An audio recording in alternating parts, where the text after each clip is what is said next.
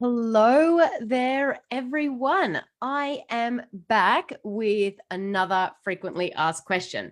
Now, at the end of last month, I asked on all my social media channels for people to tell me their biggest obstacles to naturally reduce ADHD symptoms.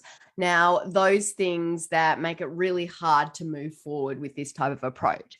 Now, this particular obstacle came up so many times for so many of you that I knew I just needed to hop on here live and address it for you.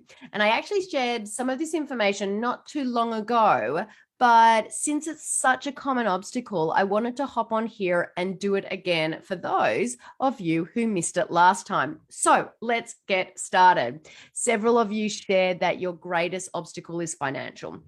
You want to help your child reduce their ADHD symptoms naturally, but it just costs too much to eat healthy. And it's such a great one because I think all of us can definitely relate to this challenge.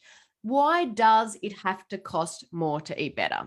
The way our food supply works really does not need to change. It should not cost more to eat fruits and vegetables than to eat packaged goods. But don't get me started. It's another topic for another day. Today, I'm going to share some of my best tips and tricks to save money while eating healthy. Before we jump in, though, I want to hear from you guys. Where are you tuning in live? Drop me a hello or an emoji in the comments if you're joining live. If you're listening to the replay, comment with a hashtag replay, because what that does, it allows me to know approximately what time most of you are listening to these videos. So let me jump in. I have heaps of tips to share with you because everyone wants to get bang for their buck. Now, one thing I want to point out is that healthier foods do cost more than normal bad American diet, but it does not have to break the bank if you avoid convenience foods and do some planning of meals and implement shopping strategies. And just keep in mind that though the food may cost a little more, it's a lifelong investment to better health. And in the long run, when you take care of your body and you feed it the food it needs, you will save money with future medical bills and future, prescription costs and things like that. So tip number one is to meal plan. Meal planning is probably the best thing you can do to save money on nutritious foods. It prevents you from, running through the drive-through and grabbing convenience foods that cost more and aren't as good for you. In my course, I have a module that goes over meal planning. If you plan your meals, you can group meals together that have common ingredients and choose meals that make great leftovers. You can also make meals ahead of time with common ingredients and freeze them cooked or even uncooked. Tip number two is don't buy food when you need it. I know that sounds a bit strange, but buy it when it's on sale. If you stock up on items when they are on sale, then you won't have to pay full price when needed. Tip number three is take a look at the Dirty Dozen and the Clean 15 to figure out which produce to buy organic and which you can buy non-organic. While I do like to buy everything organic, you can save some money by just buying the organic fruits and veggies that are on the Dirty Dozen list. Now, I'm going to pop a link in the comments after this for both the Dirty Dozen list and the Clean 15 list. And so you know which produce is best to buy organic and which ones you don't necessarily have to.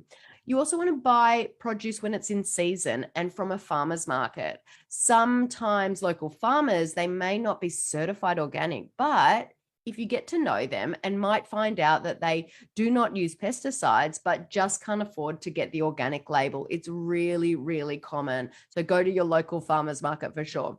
Tip number four is to stay away from processed foods. While they are convenient, they do cost a lot more money and they aren't as nutritious.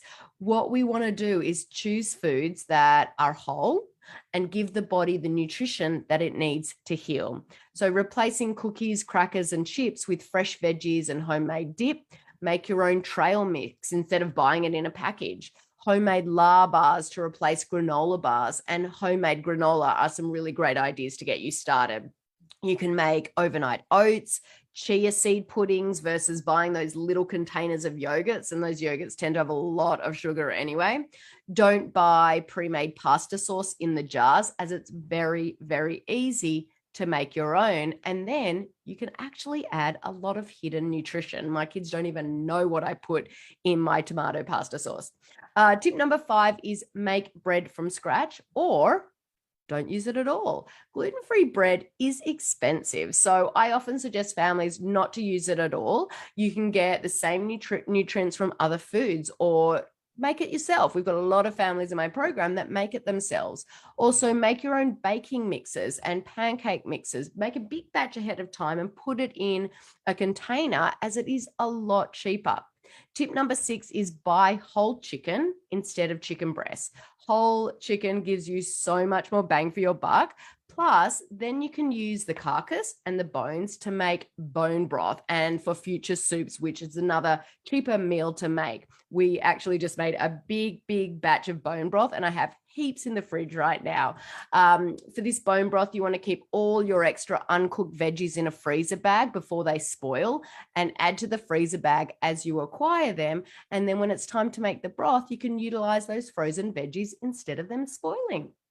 Tip number 7 is look for discounted meat that is about to expire and then freeze it. You would be surprised how many times supermarkets discount the meat just before it expires. Talk to your local supermarket and find out when they actually do that. It's funny, I was just talking to my sister last night about this exact thing, and her husband, previously in Australia when he was in his teenage years, used to work at a supermarket, and they would put the meat on discount at like 11 o'clock at night, just before they closed, because they never kept it the next day. And she used to stock up on really good quality meat and put it in the freezer.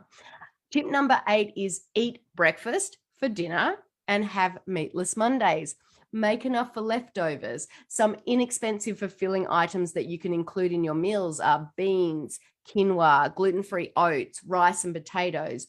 Try buying dried beans, cooking, and then freezing in smaller batches. Lots of tips for you today, guys. Tip number 9 is never let those bananas or other fruit go bad. Freeze bananas or other fruit before they go bad to make your own ice cream or for smoothies. Now, that was a lot of tips for you, but I'd also love to hear your best tips and tricks to save money. What has helped you guys? I hope that you can pop your suggestions into the comments so we can all help each other out. My name is Dana Kay, and I'm always happy to help.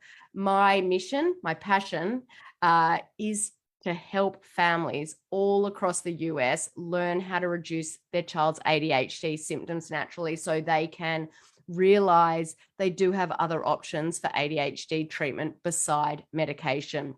Now, one of the biggest obstacles many families face when thinking of switching to a better diet is the financial roadblocks. My team has got this down to a science and are experts in overcoming these obstacles. So if you'd like to chat about how we can help you make the switch to healthier foods, the best way for us to do that is to jump on a free call with me or my team.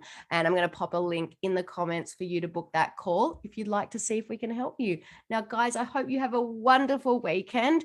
It has been raining here in Seattle, and I really hope that it stops for Halloween, but I hope you've got your better for you Halloween options for your kids this weekend. And I'd love to see all the photos of your kids dressing up. So guys, take care, have a wonderful weekend, and I'll talk with you soon.